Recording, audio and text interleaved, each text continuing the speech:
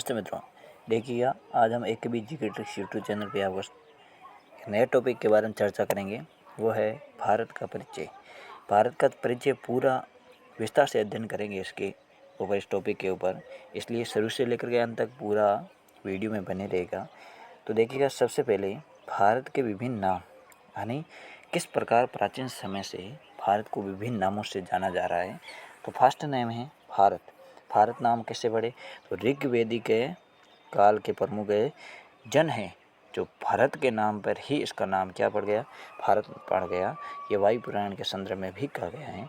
इसके साथ साथ दूसरा नाम है जम्बूद्वीप, यानी जम्मू या जामुन वृक्ष का इस क्षेत्र में अधिकता होने के कारण इसे क्या गया है?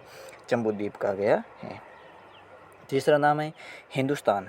भारत के लोगों के द्वारा हिंदू यानी सिंधु के आसपास का क्षेत्र को क्या कहा गया है? यानी हिंदुस्तान कहा गया है। अगला नाम है आर्यावर्त। आर्यावर्त आर्यों के निवास स्थान के कारण इस भारत की भूमि को क्या कहा गया है?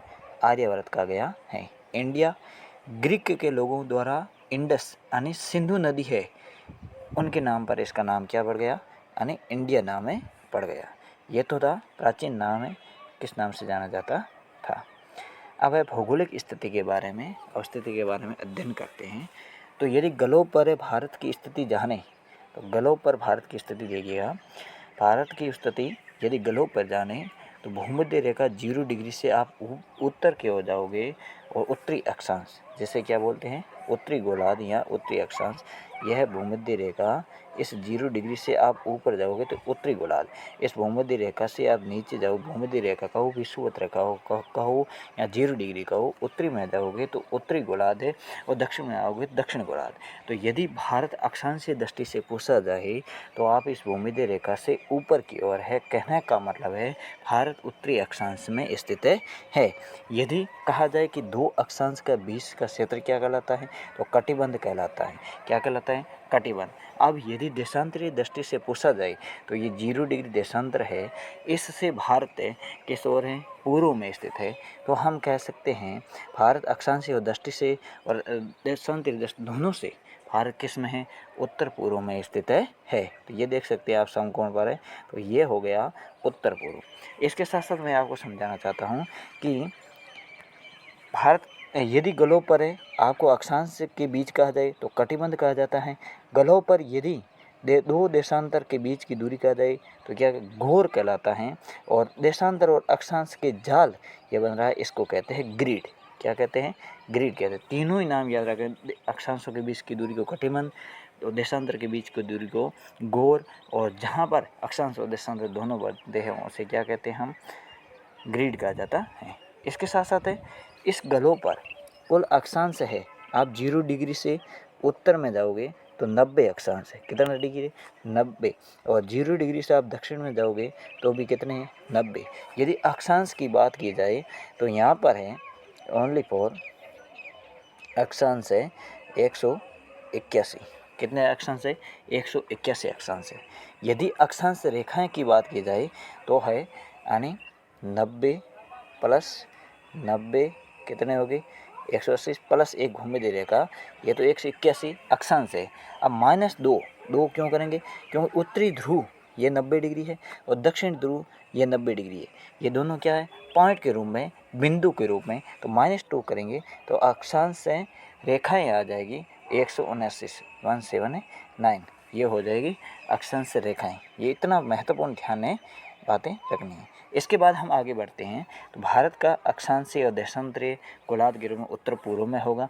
और अक्षांशीय विस्तार मुख्य भूमि से, यानी भारत की मुख्य भूमि से अक्षांशीय विस्तार पूछा जाए तो है 8 डिग्री 4 मिनट से लेकर के 37 डिग्री 6 मिनट, यह मुख्य भूमि से। अब यदि समुद्र सहित, अंतर्तटीय सहित, द्वीपों सहित पूछा जाए तो आपको यहाँ पर है इसके भारत के इस साइड है अंडमान और निकोबार द्वीप, और निकोबार द्वीप समूह के लास्ट में है ग्रेट निकोबार। तो 6 डिग्री 4 मिनट से ग्रेट निकोबार से यह शुरू होता है, यह है द्वीपीय सहित। इसके बाद है देशांतरीय विस्तार पूछा जाए तो भारत का देशांतरीय विस्तार है 68 डिग्री 7 मिनट से लेकर के 97 डिग्री 25 मिनट पूरी देशांतर भारत का क्या है? देशांतरीय विस्तार। इससे आगे बढ़ते हैं। अब भारत का क्षेत्रफल के बारे में बात करें। भारत का क्षेत्रफल की बात करें तो विश्व के कुल भौगोलिक क्षेत्र का कितना परसेंट भाग है? 2.4% भाग है। इसके साथ यदि हम विश्व के बारे में भारत में कुल जनसंख्या का प्रतिशत भाग करें तो 17.7% है। और भारत का यदि क्षेत्रफल कुल देखा जाए तो 32,87,263 वर्ग किलोमीटर है। ये किलोमीटर लिखा हुआ है तो यहाँ पर कितना होगा? वर्ग किलोमीटर होगा। आप एक मैप लेकर बैठोगे इंडिया का, और उसके साथ साथ जैसे जैसे मैं समझा रहा हूँ वैसे वैसे आप मैप पे अप्लाई करोगे तो आपका पूरा कंटेस्टीकरण हो जाएगा। अब उत्तर दक्षिण है भारत की लंबाई, यानी भारत के उत्तर यानी से लेकर के दक्षिण भारत की लंबाई है वो है 3,214, और उसके बाद है 3,214 किलोमीटर। यदि पूर्व पश्चिम यानी गोहर माता से लेकर के यानी कहा किबूत तक अरुणाचल प्रदेश, तो यह कहा जाए तो यह 2,933 किलोमीटर है। ये तो हो गई पूर्व पश्चिम और उत्तर दक्षिण की लंबाई। देशांतरी विस्तार और अक्षांशीय विस्तार दोनों बीच में अंतर निकाला जाए तो लगभग कितना आ जाता है? 30 डिग्री। 29 पॉइंट कुछ रहता है, लेकिन इसको लगभग माना जाता है 30 डिग्री। दोनों ही यानी अक्षांशीय दोनों के बीच में अंतर निकालोगे, उसके साथ साथ देशांतरी अंतर निकालो तो अब दोनों के बीच में कितना रह जाता है? 30 डिग्री लगभग माना जाता है। भारत की तटीय सीमा का मतलब हो गया गुजरात से लेकर के पश्चिम बंगाल, यानी इसके ये बीच में आपको जितनी भी तटीय सीमा दिख रही है ये भारत की सीमा पूर्वी घाट पश्चिमी घाट, ये हो गया पूर्वी घाट, ये हो गया पश्चिमी घाट, ये आपको दिख रही है ये सीमा है 7,516.6 किलोमीटर है। ये भारत की तटीय सीमा कहा जाता है। भारत की स्थलीय सीमा की बात की जाए, स्थलीय सीमा का कहा जाए यानी जितने भी देश से अंतर्राष्ट्रीय सीमा लगती हैं वो है यानी 15,000 कितनी 200 किलोमीटर मानी गई है। अब यदि भारत के क्षेत्रफल के हिसाब से स्थान माना जाए पूरे विश्व में, यानी तो भारत के क्षेत्रफल के हिसाब से पूरे विश्व में कौन से स्थान है? 7वां स्थान लगता है। इस भारत से 6 बड़े देश है तो वो कौन कौन से देखिएगा? 6 बड़े देश। इसके भारत से बड़ा क्षेत्रफल है में से सबसे बड़ा रूस, कनाडा, इसके बाद चीन है, उसके बाद अमेरिका है, उसके बाद ब्राज़ील है, उसके बाद ऑस्ट्रेलिया और भारत। ये कितने? भारत का कौन सा नंबर लग रहा है? 7वां, यानी भारत का विश्व में क्षेत्रफल की दृष्टि से 7वां स्थान लगता है। ये क्रमशः यानी आरोही क्रम बड़े से छोटे और आरोही क्रम छोटे से बड़ा पूछा जाए तो भारत से माना कि आरोही क्रम में पूछा जाए सबसे बड़े से छोटा तो रूस, कनाडा, चीन, फिर अमेरिका, फिर ब्राज़ील, ऑस्ट्रेलिया, भारत, यह है घटते क्रम में। इसके साथ साथ यदि आपको पूछा जाए कि भारत का सबसे उत्तरी बिंदु कौन सा है? भारत का सबसे उत्तरी बिंदु है इंद्रकोल, और इंद्रकोल कहाँ है? लद्दाख में, यानी कहने का मतलब है ये भारत का मानचित्र है। तो इसमें हम उत्तरी बिंदु के बारे में बात करेंगे तो यहाँ पर है लद्दाख। क्या है? लद्दाख। और लद्दाख से दक्षिणी बिंदु, ये दक्षिणी बिंदु यानी यहाँ पर कौन सा बिंदु है? और यहाँ पर इसके अंदर ही यहाँ आप साइड में देखोगे अंडमान निकोबार द्वीप समूह है। अंडमान निकोबार द्वीप समूह का ही लास्ट बिंदु है इंदिरा पॉइंट, यानी कहने का मतलब उत्तरी बिंदु है इंद्रकोल। इंद्रकोल से लेकर के इंदिरा पॉइंट को हम पिग्मेलियन पॉइंट भी कहते हैं। ये यानी उत्तरी शोर इंद्रकोल लद्दाख में, दक्षिण शोर इंदिरा पॉइंट पिग्मेलियन पॉइंट भी कहते हैं। अब यदि पूर्व से पश्चिम पूछा जाए तो पूर्व से पश्चिम में पूर्व में है अरुणाचल प्रदेश से लेकर के यानी सबसे पश्चिम में गुहार माता कह सकते हैं या गुहार मोती कह सकते हैं गुजरात में, अरुणाचल प्रदेश से लेकर गुजरात तक है। इसके साथ साथ भारत के आकार, यदि भारत के आकार की बात की जाए तो भारत का आकार है चतुष्कोणीय। कैसा है? चतुष्कोणीय माना जाता है। इसके साथ साथ भारत का सबसे दक्षिणतम बिंदु वो है इंदिरा पॉइंट।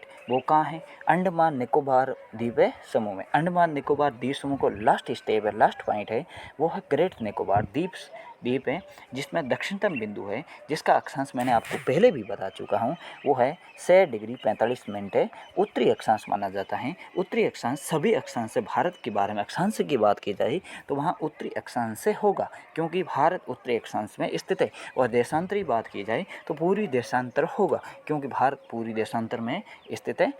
इसके साथ साथ यदि आगे की कड़ी में बात की जाए तो मानचित्र से, अब मानचित्र पर देखोगे तो पूरा देखोगे आप, जितना आपने पढ़ा उस सारे मानचित्र पर डिस्कस करेंगे। तो अब देखिए, यदि अपन पूर्व में सबसे पूर्व बिंदु बात की जाए, पूर्व से पश्चिम की ओर बात की जाए, तो अरुणाचल प्रदेश में ये पूरी बिंदु है किबूत।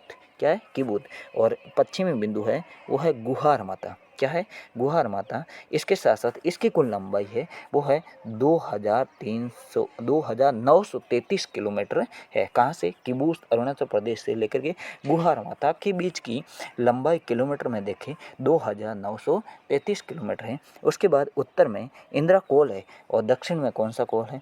दक्षिण में यानी सबसे, यदि आप मुख्य भूमिका देखो तो कन्याकुमारी। यदि आप मुख्य भूमिका नहीं देखोगे तो सबसे यहाँ पर है अंडमान निकोबार द्वीप समूह। तो अंडमान निकोबार द्वीप समूह का लास्ट स्टेप यहाँ देखोगे तो यहाँ पर इंदिरा पॉइंट है। ये कहाँ है? यानी अंडमान निकोबार का लास्ट ही है ग्रेट निकोबार। ग्रेट निकोबार में इंदिरा पॉइंट कह सकते हैं। Last 6 degree 45 minute, 6 degree 4 minute पर आप देख सकते हो। तो यहाँ पर है इंदिरा पॉइंट, इसको पिग्मेलियन पॉइंट भी कहते हैं। तो यहाँ तक है यानी उत्तर से दक्षिण है, ये हो गया।